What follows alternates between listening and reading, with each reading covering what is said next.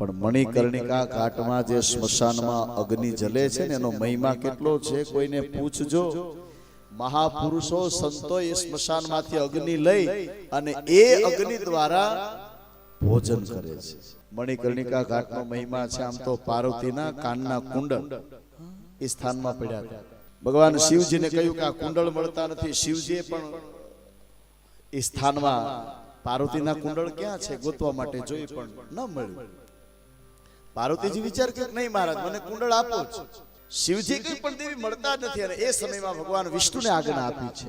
વિષ્ણુએ ચક્ર દ્વારા એ કુંડળનું જોવા માટે પ્રયત્ન કર્યો પણ મળી ન શક્યું અને એ વખતે પાર્વતીએ થોડું એવું થયું કે મારા કુંડળ મારા સ્વામીનાથ મને નહીં ગોતી શકે। હે નાથ મને જલન થાય છે, મને અગ્નિ વર્ષે છે, મને મારા કુંડળ આપો। અને એ પાર્વતીના શબ્દમાંથી જે નીકળ્યા કુંડળ ખોવાઈ ગયું છે, કુંડળ મળતું નથી, ઈ સ્થાન બીજું એકેય નહીં મણિકર્ણિકા ઘાટ।